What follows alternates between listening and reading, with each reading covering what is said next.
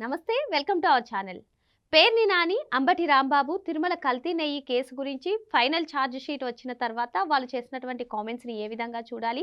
మరి ఓ పక్క పేర్ని నాని ఏమో అసలు జంతువుల కొవ్వు కానీ చేపల నూనె కానీ కలిసిందని ఎక్కడ ఛార్జ్ షీట్లో లేదు. మరి చంద్రబాబుని, పవన్ కళ్యాణ్ను వెంటనే వాళ్ళ పదవులకు రాజీనామా చేయాలని చెప్పి పేర్ని నాని చెప్తుండగా, మరో పక్క అంబటి రాంబాబు అసలు దేవుడు కూడా వాళ్ళని క్షమించరు అంటూ చేస్తున్నటువంటి కామెంట్స్ని ఏ విధంగా చూడాలి తెలుసుకునే ప్రయత్నం చేద్దాం. దీన్ని విశ్లేషించడానికి మనతో పాటుగా ఉన్నారు senior journalist doctor Shyam Prasad గారు. నమస్తే సార్. నమస్తే. ఒక పక్క సిబిఐ సిట్ నెయ్యి కల్తీ జరిగింది వాస్తవమే, ఇందులో రసాయనాలు వాడారు, కెమికల్స్ నేమ్స్ కూడా ఇచ్చారు సార్, వాసన రావడానికి మరో కెమికల్ కూడా యూస్ చేశారని చెప్పి 600 పేజీలతో కూడినటువంటి ఫైనల్ ఛార్జ్ షీట్ దాఖలు చేయడం.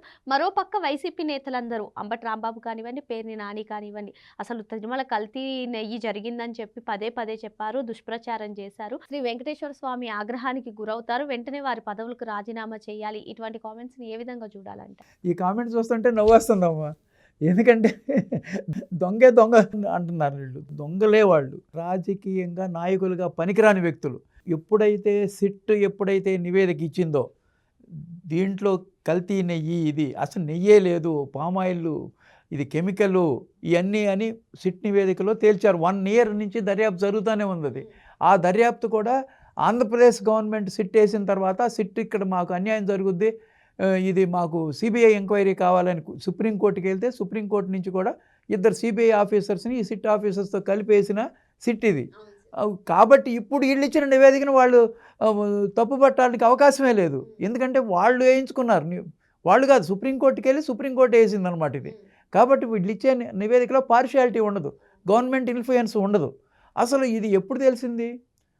ఒక మీటింగ్లో, ఒక తెలుగుదేశం మీటింగ్లో చంద్రబాబు నాయుడు గారు యాజ్ ఏ ముఖ్యమంత్రిగా ఒక కల్తీ నెయ్యి జరిగింది, నెయ్యిలో యానిమల్ ఫ్యాట్ ఉంది అని ఆయన ఒక ఓపెన్గా మాట్లాడినప్పుడు అది ఒక పెద్ద సెన్సేషన్ అయింది. అది సెన్సేషన్ అయినప్పుడు చంద్రబాబు మీద దాడి చేశారు, దాడి చేశారు.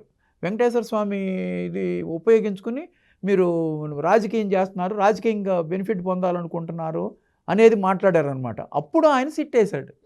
ఆ సిట్ సుప్రీంకోర్టు ఏమో సిబిఐ వాళ్ళని కూడా ఇద్దరు కలిపారు. కాబట్టి దాని నుంచి వచ్చిన నివేదిక ఇప్పుడు వ్యాలిడిటీ ఉంటుంది. కానీ మీరు చెప్తున్నట్టుగానే యానిమల్ ఫ్యాట్ ఎక్కడ కలిసిందని ఎక్కడ ఛార్జ్ షీట్లో యానిమల్ ఫ్యాట్ అని కాదమ్మా, అసలు ఆ కెమికల్స్లో ఏముంటుంది, ఎక్కడి నుంచి వస్తాయో ఆ కెమికల్. ఇప్పుడు పామాయిల్ ఈజ్ డిఫరెంట్, పామాయిల్ కాకుండా వేరే కెమికల్ చెప్తున్నారు కదా, ఏంటది? పామ్ కెర్నాయిల్ ఎక్కడి నుంచి వస్తుంది?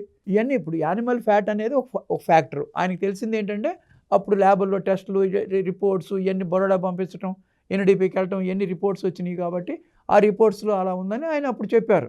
ఇప్పుడు 1 year చేసిన తర్వాత అసలు నెయ్యే లేదంటున్నారు కదా. నెయ్యి ఫ్లేవర్ రావటం కోసం కూడా బీటా కెరోటిన్ తీసుకోవాలి. అవన్నీ ఎక్కడి నుంచి వస్తున్నాయి?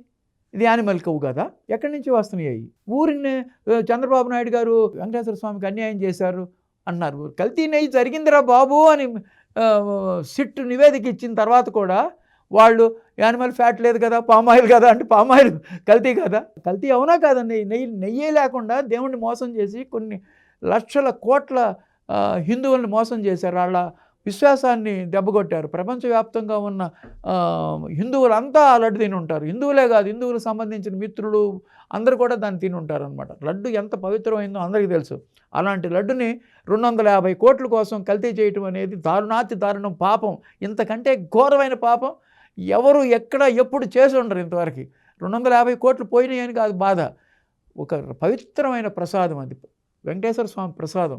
అందరూ దాన్ని ఎంతో దేవుడి కింద కొలుచుకుంటారు, లడ్డుని ఎంతో పవిత్రంగా చూసుకుంటారు. లడ్డు ఇంటికి తీసుకొచ్చి దీపారాధన చేసి 10 మందికి పంచుకుంటారు. అలాంటి లడ్డును కల్తీ చేయడానికి మానవ మాత్రులు చేస్తారా?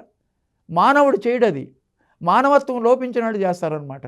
ఇవాటికి కూడా ఓటరించడము, అతను బందరు మాజీ ఎమ్మెల్యే మంత్రిగా చేసిన వ్యక్తి పేరును ఉచ్చరించడం కూడా నాకు ఇష్టం లేదు.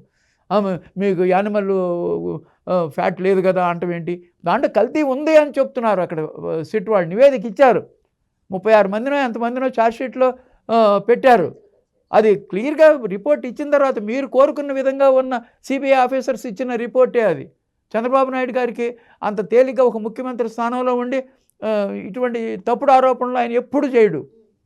ముఖ్యమంత్రి స్థానంలో ఉన్న వ్యక్తి ప్రూవ్ అయింది. ఇవాళ ప్రూవ్ అయ్యేటప్పటికి వాళ్ళు ఏం చెప్పాలో తెలియక ప్రజల్ని మభ్యపెట్టడానికి, ప్రజల్ని పక్కదారి పెట్టించడానికి అంబటి రాంబాబు లాంటి వ్యక్తులు చంద్రబాబు నాయుడు తప్పు చేశాడు. చంద్రబాబు నాయుడు తప్పు చేసింది ఆయన చెప్పాడు, కల్తీ నెయ్యి అని చెప్పాడు. యానిమల్ ఫ్యాటా, పామ్ ఆయిలా అవన్నీ తర్వాత తెలుస్తాయి.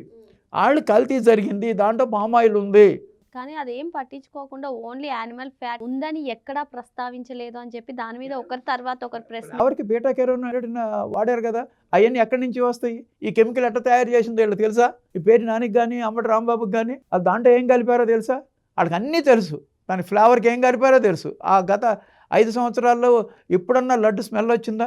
పొడిగా లడ్డు వచ్చేది. లడ్డు ఎంత గట్టిగా ఉంటుంది. ఇప్పుడు లడ్డు ఎట్లా ఉంది? ప్రస్తుతం లాస్ట్ 1.5 year నుంచి లడ్డు ఎలా ఉంది? అది ప్రజలు ఎరిగిన సత్యం. అది ఎవరైనా సరే కామన్ సెన్స్తో అది కల్తీ జరిగింది లడ్డు అనేది తేలిందనమాట. వాళ్ళకి మన తనాన్ని లేదు, ఏదైనా చేయగలరు. పింక్ డైమండ్ ఉందని చెప్పి మభ్యపెట్టారు పోయినసారి చంద్రబాబు నాయుడు చేశారని.